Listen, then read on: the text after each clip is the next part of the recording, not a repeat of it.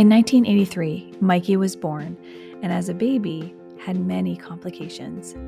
His mother, Susan, was a nurse and always felt something was different about Mikey. It wasn't until one day when Susan was reading an article about Williams syndrome that she thought she had found the diagnosis for her son. She set up an appointment with the genetics office, and after completing their exam, they determined that Mikey did have 22q deletion syndrome. Susan returned home and immediately started conducting her own research on the internet. As she read through the information, she knew it was true. She saw so many comparisons that matched, and for her, it gave her such a sense of total relief. This was the beginning of Mikey and Susan's 22q journey. Welcome to the 22q podcast. My name is Becky White, and I am beyond excited for our guest today, Miss Susan Busch. I read her book. She's an author and a mother and an advocate around 22q. And I had the pleasure of reading her book right before the first 22q Moms Retreat, and it was amazing. It's called Yearning for Normal, My Son's Life with 22q Deletion. I highly recommend it. And I was reading it on the plane ride to the 22q Moms Retreat, and I was in tears because it was the first story I had ever heard as a new mom with a child with 22q, and I could relate to some of the feelings you were sharing in the book. And so when I got to actually meet you at the 22q Moms Retreat, it was such a joy, and our friendship has only grown over the years, and I'm so grateful to have you on. So Susan, welcome, and please introduce yourself. I am so glad to be here. And I guess as far as the 22q moms, I sort of feel like a grandma to everybody. Oh, come on. I do. Well, No. not that I have grandkids, but yeah, I feel like, so I guess I'd like to do whatever I can to help moms get through the journey and know that it's going to be okay. It is. It is going to be okay. We all adore you. And you are a book of just so much knowledge. So let's dive in. And I'd love for you to share your beautiful family with everyone and share Mikey with everyone. So tell us how your 22-year journey began.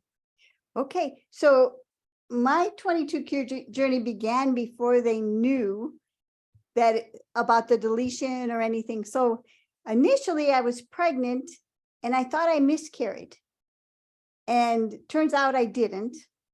And then when they delivered Mikey, he didn't cry. He was just the sweetest, cutest little thing. And the doctor was like saying, no, it's good when they cry. And there was also something wrong with the placenta, which I never could figure it out. And I don't know if it's something that happens with other 22q moms, but I think the deletion probably affects everything. But I hemorrhaged after that. And I had a near-death experience, which was the most peaceful time I ever had in my whole life. I mean, it was, so maybe that was a preparation for what was ahead. I don't know. He was sent to NICU. So I had a 21-month-old at home when Mikey was born.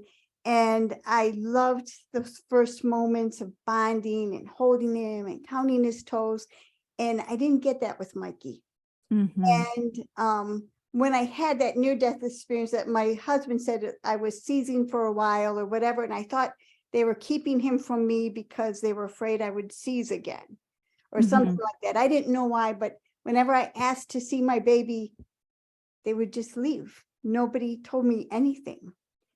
And it wasn't until the next day that a whole troop of doctors come in and they told me my baby was in ICU, and I just burst out crying, but he had his lungs filled with fluid, and they were sure he was going to need cardiac surgery within, the next month or so or whatever.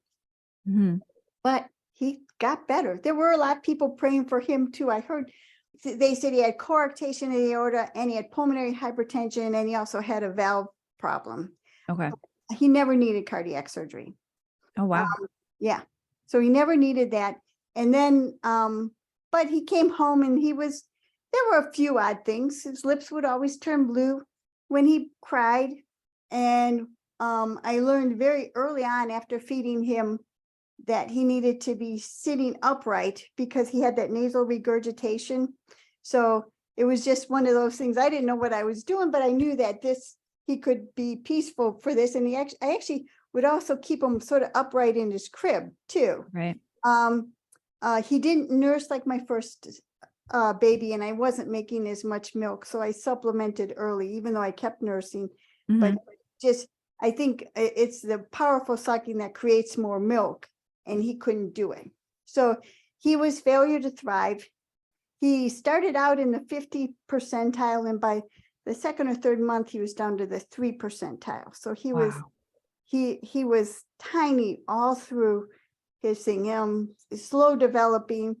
He would get frequent, really odd infections. So he had that immune deficiency and frequent pneumonias. When he was about 8 months old, he started this thing where he would stop breathing on me. And oh my goodness. Yeah. And that was probably the scariest part, because one time he just woke up fussy. I nursed him, and then he just stopped breathing. And I tried everything. I did CPR. I mean, I'm a nurse, so I knew CPR, and it was before cell phones. So I ran to the kitchen, called 911, came back, did everything I can, and he came back. Wow. And then he did that from like 8 months till he was about 2.5. And I never predict when it would happen. I never knew why it would happen. I would keep thinking, what were the circumstances? I never could predict that. He had 2 workups at 2 different hospitals for it. One of them called it pallid breath holding, where they press on his eyebrows and his heart rate slowed, which is a pretty benign condition.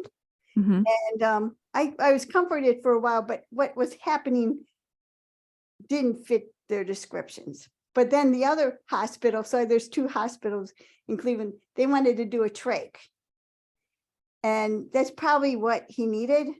But I wasn't the best nurse patient, and I was pretty non-compliant a lot of times. And with that time, I thought, I had pictures. I had taken care of babies with trachs, and I had the mucus and the suctioning, and I pictured his older brother putting peas down there. And I'm like, oh, I don't want to do that. So I went back. Sometimes I chose the diagnosis. Right. So, it's like I was flawed or whatever.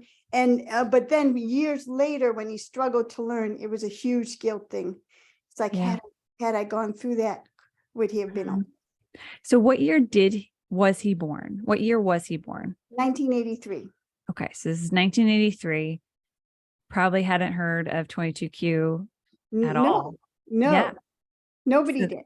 Nobody did. And nobody was talking about it. So, but they did talk about, so sometimes when he was in the hospitals, there were terms they bantered around. So DeGeorge syndrome was known.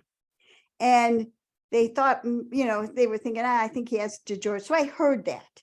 And I also heard Pierre-Robin syndrome, which is something about a jaw and that type of stuff. So they were bantering around those terms.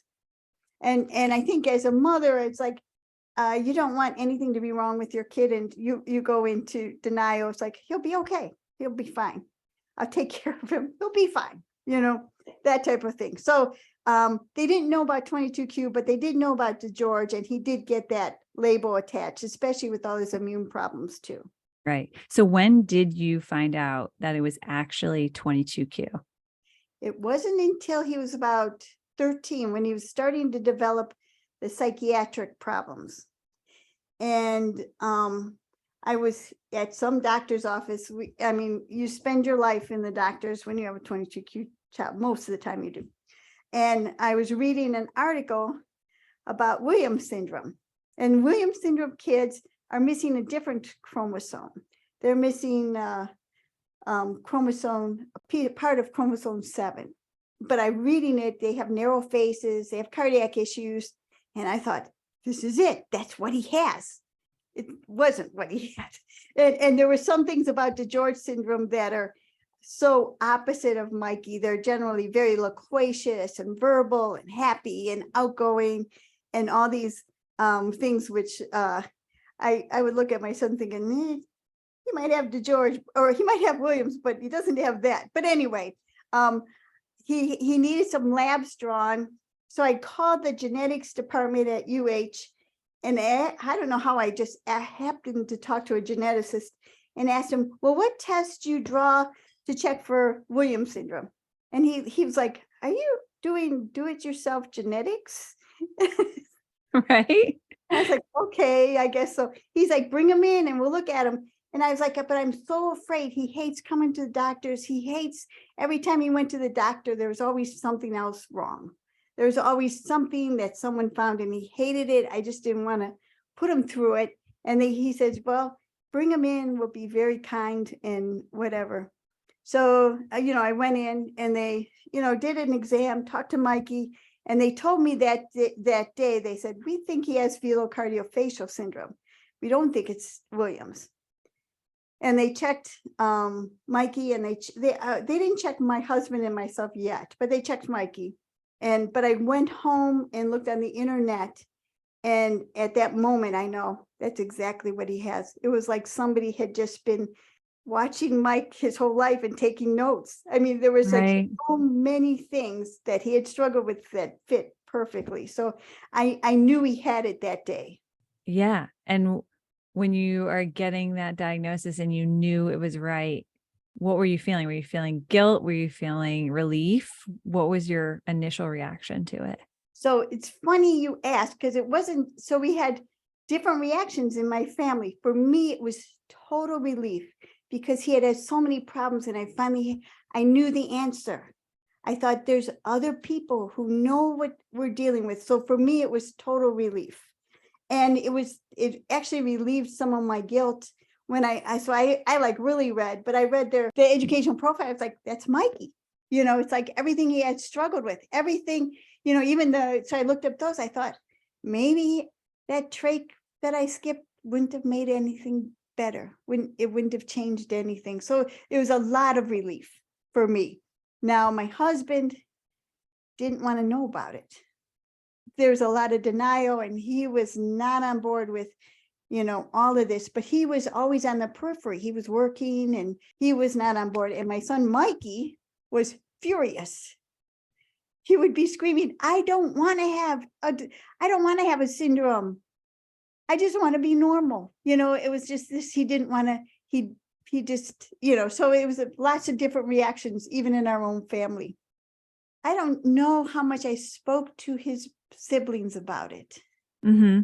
But most of the time they accepted Mikey as totally normal until he was like an adolescent, and then they struggled with it. So I think there's probably lots of different reactions in a family over it. Right. And what was Mikey like? Tell us about Mikey. Who was he in the younger years and then going into the teens and so on? Okay. In the younger years, he was extremely lovable and really cute. So when he was real young, he was tiny. I think I put a picture in the book where he's like 18 inches smaller than his other preschool. So he was a tiny little kid, but people loved him. He was very lovable. Moms worry about socialization for their kids. And Mikey had an older brother who was just 21 months older, and then he had a younger brother.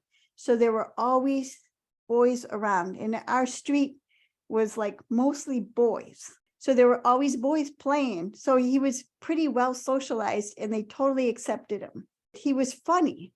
He had a really good sense of humor, and he loved to make people laugh. Did he get that from you or your husband? Oh, probably. I don't know. I mean, I'm not that funny, but he loved making people laugh. And then when he was a little kid, he wanted to be Santa Claus. People would ask him, what do you want to be when you grow up? And it would be a Santa Claus, so it was just sweet. So cute. He loved playing sports. I think because there were boys always around, and he was good enough. He couldn't play high school sports. He wasn't good enough for that, but he was good enough for neighborhood sports, and he enjoyed that very much. He couldn't play games, like any games that required thought. That sort of limited our family as far as playing games or whatever, because he couldn't figure that out. So it Yeah. was Was it like the problem solving piece of it or yes, the yeah, concentration piece? all both of it. So he Yeah. couldn't do that. He loved, he played a lot of Super Mario and PlayStation and that type of stuff, and sometimes overly. And he would get really mad at them because they sometimes beat him. And then can't tell you how many remote controls or whatever those controllers he broke, because he'd be like throwing them, stamping them. There's cheaters in there. Mikey, that was just what he did. He knew how to make friends. Even up until he died, he had friends. And he had friends from high school who at his funeral talked about, when he was younger, he was part of them. When he got older, they felt like they needed to protect him, but he had friends. He had people who loved him and who he loved. Mm-hmm. And people, I know some people would call him up when they had troubles because they knew he would listen, and talk to him. So yeah. Do you he stay in touch with those people? yes, Good. yeah, we do. Good. And he was messy and disorganized, which got worse over time. He was Yeah. always messy, but maybe when you have a little kid, his disorganization, I know it was his brain, but he was very disorganized most of the time. And he never, ever, ever could manage money, even though we tried numerous ways. He couldn't get that in. So what else? What else about him? He did get married. He did. Yes. What was that day like? It was fun, but Yeah. here's the thing it was like a Mikey thing, but he had a friend who owned a bar who he wanted to have the reception at the bar. So that's where it was. So the wedding was in a church. It was beautiful. And then everybody went to the bar and they danced and drank and ate, and that was the reception. That's and wonderful. It was wonderful. Great. It was what he wanted, I'd like to focus on the education process and what that was like for you, because this was the 90s, correct? Yes. Yeah. So what was that like? I mean, having to educate the school community about what his diagnosis was and his learning challenges. When he was in school, most of the time we didn't know about 22Q yet. So he was delayed, definitely delayed. So he had early intervention with the state, and then he went to a handicapped they called it handicapped pre-kindergarten. They probably call it something else now. And I think they called it handicapped first grade too, which they probably called it something different now. And then he was mainstream for second grade. And at the end of the year, they took me aside and said, he's not going to fit here. We're going to send him to a consortium. And so in the 90s, different vacations, which created babysitting nightmares for me and my husband. And also he was taken away from his friends, which were a big part of his life. We went through that year, but it was a time, so IDEA, a big bill that was passed, federal bill that was passed, that said that children need to be educated in the least restrictive environment. And that had just passed. So that's what I went to, fighting my school system to bring them back. Good. They snowballed for a while, or were stonewalled. And finally, a friend of mine says, well, just start throwing around terms like, throw around due process a few times. And that worked.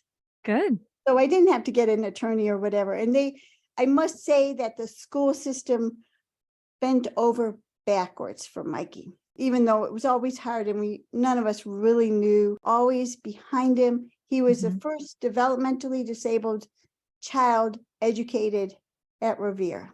That's great. It was. And then when I wrote the book, I called them. I says, well, what's going on now? And they said, most of the people are moving back, but now they don't have the consortium and everyone is educated at the school system where Mikey was, but he was the first. Wow. So, well, good for you for fighting for him. Yeah. You led the way for other kids. And I think that's a thing I want other mothers to know. It's like, you're not just ever fighting for your own kid. You're fighting for all the other kids that are going to come behind you. All these 22Q moms, you're still trailblazers because it's not known. So you're still not just taking care of your child, you're taking care of all the other children behind you too. Right. So, yeah. Right. And after he graduated, what was that transition like for him? Oh, that was a nightmare. Yeah. Why? I tried everything. So I went to Yeah. all these transition workshops and thought I was really well educated. So I knew all the theories and all that stuff. So in Ohio, and I don't know if it's like across the states, but in Ohio, they will educate them until their 22nd birthday. Mm-hmm. They keep them under their wings. So they offered Mikey, yeah, you can go to the, come here. You can go to he had a social graduation, but not even though he did actually officially get a diploma, I think, but it was a social graduation. Oh, but actually the social graduation was pretty cool. Good. In the school system, they're kind of on the well-to-do side, and kids have high expectations, high academic things. So they were boasting about all of this. But then, so then Mikey came across the stage and everybody gave him a standing ovation. That's awesome. He just grinned. Yeah. So, and I always told everybody, it's like, yeah, it was a good school system, lots of academic successes, but the main success was the compassion that all these other students showed toward Mikey, and the acceptance. They accepted him no matter what. I mean, there wasn't any bullying or anything like that. He was just part of them. And yep. I guess I love that about that. As parents, yeah, any parent, that's all we want for our kids. Right. Just to be part of it. And I think it was at the funeral, one of the guys, so he was on the football team. He couldn't know the place. He couldn't even get his football stuff on right. Yeah. But the team wasn't ready till Mikey was ready. They'd have to say, no, those are your knee pads. But they all it was a team thing just to get him ready. Oh. And he did go out and play. And one time he caught an interception. And everybody stopped and started going, Mikey. So high school in many senses was a really good time for him. He always wanted to go back. So anyway, so that was his school. Were there any other victory moments like that in high school? He was on the homecoming court. Nice. There's a picture of the homecoming queen and her parents and Mikey and my husband and myself, on the field beforehand. And you don't know what's ahead. I mean, everybody's beaming, but the homecoming queen's brother got paralyzed in a car accident. And it was a really hard time. So it's like, you just never know, but it's like, we're all connected in so many ways by sorrow and tragedy. And it's so true. It is so true. I love hearing the football story. I love hearing how they helped him put his pads on. That's amazing. There's one thing he really studied hard, the Ohio, whatever it is. Like driver's manual? Yes. That was anything. He would be there studying it. He never could pass the written test, but they gave him an oral test, which he passed. And he could pass the driving part of the test. So he was one of the oldest kids, just because he had been behind and all that stuff. So, but then all the kids in the school would bring in their toys and duct tape them to his car. So it was like hilarious to see him. You knew when he was coming. Oh yeah. You could see it a mile down this car with all the toys duct tape on top. No, my husband and I now, at the time, Mikey, we always had hopes, like even in high school, that he could make it, like sort of, just a regular average job normally. We let him get a license, but he got into 3 accidents before we thought, this is a bad thing. And he was driving his friends around too. And we're like, so grateful that nothing happened. it's a huge decision to give somebody a license.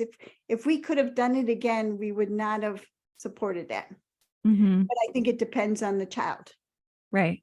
Yeah. Right. And at the Right. time he wanted so badly just to drive, but he, his attention would lapse. And luckily nobody ever got hurt, but it was still enough to say, oh, this was bad. Right. Yeah. Are there any other stories that just bring a smile to your face when you think of him? He was, when you first asked that question, he was just quirky. He just had different ways of looking at almost everything. Yeah. Yeah. That's Yeah. sweet. What were the struggles for you? The struggles changed with his life. Mhm. So early on, it was fear. Just struggles, worrying about his health, stopping breathing, worrying about his pneumonias, it was huge anxieties. Would he live? Would he be alive? And there were times where I thought he wasn't going to be, but he will, so the first years were medical concerns. And then after that, it was the school, just trying to figure out what it was. And we had him tested. I'd have friends who were special education teachers looking at his profile saying, what do you think? What does he need? So it was always trying to figure out the best way to educate him. And it was very typical for 22Q. He had a good memory. He could memorize things, pretty visual learner. But when it came to discussing what he read, so he could read, but he couldn't analyze it. So it was the very typical problems with 22Q. Yeah. So after the school years, then what were the bigger struggles for you? Here's the drawback of being mainstreamed. All his friends were going to college, and he wanted to go to college too. He had not had anybody else, like a peer of his, who had different expectations. And that was a huge thing where I kept thinking, oh, maybe we should have sent him back to Nordonia, even for high school or something. So he would even have friends on his level when he graduated too. Everything has the defects of its virtues. And he didn't want to go to, there are a number of post-secondary programs for students where they can go away, live in a dorm, learn basic living skills. We looked at a bunch of other ones and finally sent him to the PACE program in Chicago. And that was another psychotic break shortly after that. But it was a great program. And I don't know if other mothers listening to it, our school system paid for it. Wow. He was still under their umbrella. So, right. Yeah. Till But 22, right? yeah, right. I'm grateful to our school system for all they really did to try to give them every single thing that they could to have them succeed. So there needs to be more options out there. So that was transition. And then there was a number of years where I'll talk about that later too, about the Iowa waiver and all that stuff. So in your book, Yearning for Normal, you did mention and describe chronic sorrow. Tell me about that.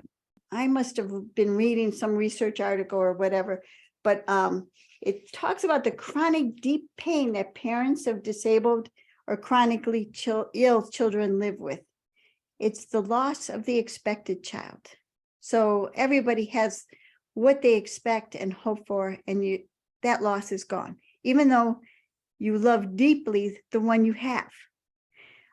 It doesn't take away from that love at all, but there's a sorrow. So for me, and I realized that I went through it all the time. It's like every new diagnosis, I would come home and cry. It was just a sorrow. It's like not another thing, not another thing, and it was with the IEP meetings, every time you could maybe deny all this until you're there and you realize how much he's struggling. So there are, so many other things. And I think it also would be seeing his brothers and his kids sort of develop and move away, and he was sort of left in the dust. So there were always things to grieve. It doesn't mean you love him less. In fact, you might even love him more because of it, So yeah, you definitely love him more. Yeah, I think so. Yeah, but the grief and the chronic sorrow is there. Yes. Yeah. And yet, it's not all bad because it makes you see, it all sort of opens your eyes to see other people and other people's sorrows, and realizing you're not alone at all in any of the sorrow. You live long enough, you're going to have loss. Really Yes. hard ones, the longer you live, maybe too. So, Yep. yeah. Absolutely. And when you saw that article, were you like, yes, I can Yeah, relate to that. I Yeah. totally related to it. Yeah. And I felt like it was important even for like people who care for parents of chronically ill children, just to know the burden that they're carrying. Hmm. Yeah. And when did Mikey start showing signs of mental illness? When he was younger, we always had anxiety. So it was something that was probably the baseline pervasive thing his whole life, anxiety. And then he started showing some moodiness, before he was 12. But then he started really showing signs of depression when he became an adolescent. Hmm. So up until he was 20, we were dealing with, he also had like OCD, and he also had attention deficit too. But that was like the base, the baseline thing. And then the first time when he was in Kent and he became really psychotic was the first time we had seen the psychosis, which was like, we knew it was possible because I had actually talked to other parents, and we knew that this was always a possibility with it. But when it happens to your son, it's a shock. Hmm. Will he ever come back? Will he ever be normal? If I could tell any parent who's worried about it or whatever, it's like, at least with Mikey, these psychosis things would last for maybe a week or two and then settle down with medication. And then we'd go a long period of time without another episode. And actually, he never really became psychotic again.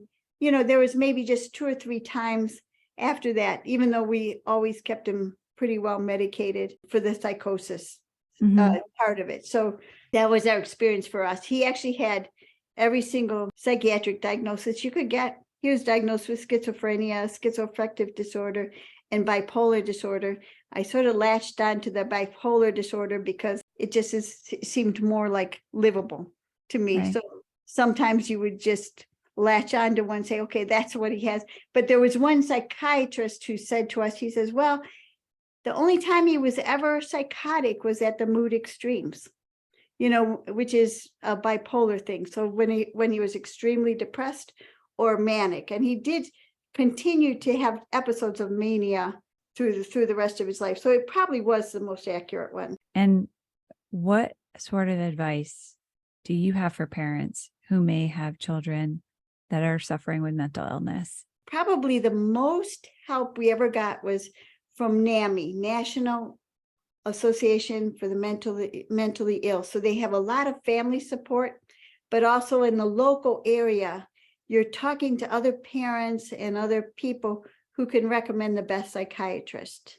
Mm-hmm. So that I felt was a really, really solid and good support for us. The other thing I would advise is keep track of all their medicines, have a little book. Mm-hmm. Put down when they were started and well, did it work? Did it not work? What were the side effects? Right. And because over years, you're thinking, then a doctor wants to start something, and you're like, wait a minute. I know that one, so you need to have it written down because the psychiatrist is not going to write it down. Or if you get a different psychiatrist or whatever, you need to keep a good record of what they were on and what side effects they had. Yeah, he had a lot of side effects to different ones and very variable side effects. Thank you. Yeah. When did you realize, and at what age did you realize he needed a little bit more help medically with medicines or with his mental health? I realized it when he was in, early teens. And that's when I was taking him all these, and my husband was like, no medicine, no, like that type of thing. So we were, kind of at odds for that, but it was probably in his early teens. Did you see a difference right away? Not right away, but within a couple of weeks, yes. Yeah. So you knew it was helping him. Yeah. So he was on attention deficit, but he always became manic on any attention deficit medications. Yeah. It was like, so he couldn't tolerate any of them. Wow. So for like maybe a week or so, it would appear to help him concentrate and focus. And then he would just become manic. So there was something, yeah. Mhm. That could just be Mikey. Yeah. I suspect that our 22Q kids, even though they have a lot of similar things, they are totally unique. And you can't really compare one parent's experience or thinking, oh, that's going to happen to me, or I should do that, or whatever, because they're all, they share so many characteristics, but they're so different. So even anything I say, take with a huge grain of salt. Yeah. No, Yeah. but it's your journey. It's what you went through with Mikey. And it's a great point, though, Yeah. that every child's story is completely different, even though you find those similarities in there. Yeah. What did Mikey teach you? So a lot, maybe just to see the whole world differently. I was talking to my husband last night, and there was a young man in our neighborhood who worked at the Dairy Queen down the street. And he said, this was when Mikey was maybe 8 or 9. He was still young. And now we think this kid probably had 22Q, but we don't know. But he saw this young man trying to take the orders and give the change. And there was a huge line of people behind him yelling at him and angry with him or whatever. My husband came home sad, like, they don't see how he's doing his best, you know, that type of thing. So that's probably what you see is it's not very easy to judge anybody anymore, or even to get irritated, just realizing they're all doing their best no matter what. So I think that's probably one of the main things that we learned. I became a better nurse. Other staff would complain about a patient who was acting out or anxious or whatever. And it's like, oh no, I've been there. You know, like, I know that. Let me take care of this. And I had so many patients saying, how did you know I was feeling like that? And it would be like, well, I have a son who's taught me a lot. You know? So it made me a much better nurse and probably a much better person. I think for both of us, I think we met so many people who were so compassionate, loved people as they were. And I don't know if we would have that experience either. So it's opening our eyes to this world that we don't even know about. I became very comfortable with a lot of Mikey's friends in the MRDD world, which at one time, I think I used to be kind of prejudiced. I hate to admit it, but I was, you know, and that is totally gone too. Yeah. Probably the biggest thing I've learned from him is that I'm not in control. I wanted to control everything and fix everything for Mikey. And took me a long time to learn that I can't control so many things that I wish I could. And maybe just to let go too, you know, realize I can't fix it. Which is so hard as a mom. Oh yeah. You as think, a parent. Yes. And you think, I will do it. I can't tell you how many times I would like look up and down and in and out and trying to find a solution to a problem. And sometimes it worked, sometimes it didn't at all. But you just keep looking, you know. Right. And through all of these moments in his life where he had some darker moments, what kept you going? What helped you through those dark times? Faith and prayer. And every day I would pray all the time. I think sometimes just knowing that God was with me, and sometimes the darkest times are the times where I felt God's presence the most. I can't tell you about this divinity anymore. I used to know all the answers. I don't know any anymore. But I believe there is a God who loves us very much. and that he's with us in the dark times, in the good times, maybe more so in the dark times. Mm-hmm. And was writing also sort of a release for you to get it Yes. out on paper? Yes. Oh yeah. Especially when I wasn't sure, even I still do it now, where it's like, okay, what's really bugging me? I'd be like irritable or bugging me. And then you start writing down, well, is it this, or is it this, or is it this? And then all of a sudden you hit on it. And I would just start crying. It's like, oh, that's it. That's where it is. So for me, it was helpful, but I can't say for every mom it would be. I think I have a gift for writing, but other people might have a gift for music or art, or even yoga or exercise. So it's like almost to find your own release, or where you can find your peaceful place. Right. Find whatever it is. Yeah. Especially as a special needs parent, to find something. Right. To take time for yourself. Right. Yeah. Since Mikey has passed, if you could spend an hour with him, what would you say to him? Well, I still spend time with him, like talking to him all the time. I would say, you did a good job, Mike. I sometimes didn't realize how hard it was for you. I didn't realize how much he struggled. Sometimes I would get irritated at him. So like if my husband and I were going on a vacation, he would automatically create a crisis. You know what I mean? So I'd get mad at him, but I'm sure that was his anxiety too, so, talk about that. There were times that he would feel that I loved my other two sons better. And I would always say, no, that's not true. I love you so much. And it was like this intense kind of love I had for him, just to protect him and talk to him about his wife. His last words to me were, take care of Anita.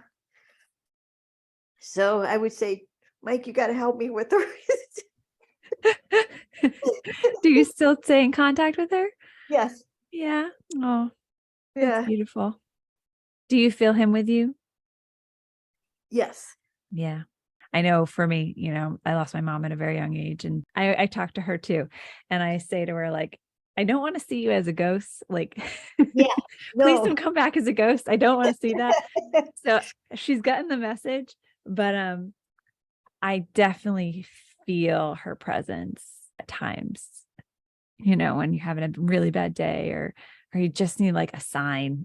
And she loved Phil Collins. So whenever I hear Phil Collins or Genesis come on, I'm like, hey, Mom. Oh, hi, Mom. Yeah. Yeah. Do you have any moments like that? Probably some songs that Mikey used to like when that comes on too. I'll think of him then too. Yeah. You're right. I mean, and it's funny you talk. That's a mystery. After he died, it's like, so where are you? Where are you now? What's going on? What are you thinking about? You really don't know. But Yeah. I had a grandmother who died years ago who taught me how to cook. And shortly after she died, I was married, and I would be like, Grandma, I need your help. I don't know what I'm doing. And it was like amazing that I felt that she taught me, even being dead, Right. So, That comfort. Yeah. Right. Yeah, you wish they could be here. I know. So thank you for sharing, Mikey. And how can parents plan for the future? So this is just one thing, and it's different in every state. But I am grateful. So at one of the IEP meetings, when Mikey was probably 12 or 13, a special ed student took me aside and said, probably Mrs. Busch, you need to get him signed up for an IO waiver now, because the waiting list in Ohio was 15 years. Wow. And I did. And that was a good thing, because once you get an IO waiver, they can move out and they get support as far as budgeting, someone cooking their meals, helping them with their laundry, driving them places, helping them live a life without you doing it yourself. And so Mikey came up for an IO waiver, and the two other people that came up at his same time were in their 40s. And so their mothers had been dealing with it for or just trying to, do all that stuff. So I guess I would recommend look into your state. Some Yes. states, in some states, the waiting list is only 3 or 4 years, but in Ohio, it's 15 years. Mhm. Yeah, great advice. Because you're not even thinking that when they're 5 and 8 years old, like Oh, not even thinking about when they're not going to be on Medicaid anymore. So great advice. And every state's different. So take a look at your states. exactly. And Yeah. even if you think your child's, I mean, for us, for many years, we thought Mikey wouldn't need it, but you can always turn it down. Right. Sign them up. If you don't need it, wonderful. Thank you. Great advice. Great advice. And I noticed at the bottom of your email that you had an amazing quote by Leonard Cohen and the song Anthem. And it said, "Ring the bells that still can ring. Forget your perfect offering. There is a crack in everything. That's how the light gets in." And I thought it was so beautiful. I do too. I What do love you it love about it? because it's true. There are And cracks in everything. yeah, it's absolutely true. In my book, I sort of reviewed it to say, well, what did I learn? What do I remember?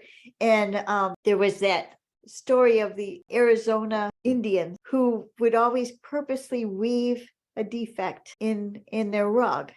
Really? Yes. And that's how they felt that the spirit came in. So it's the same thing. Yeah.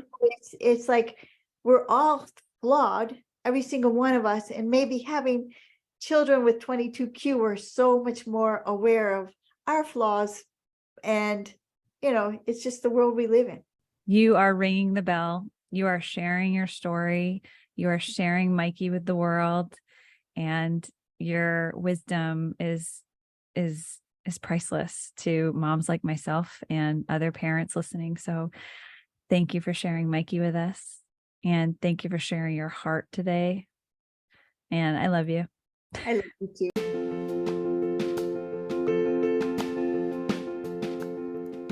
Susan, thank you for sharing Mikey with us today. I adore you and your strength, and I admire you so much as a mom, and I will never forget him. And for anyone who would like to contact me, you can reach me at 22qpodcast@gmail.com with any questions, concerns, or if you're interested on being on this podcast. Until next time, thank you again. Please share this and subscribe wherever you listen to your podcasts. And never forget, 22Q family, that you are not alone.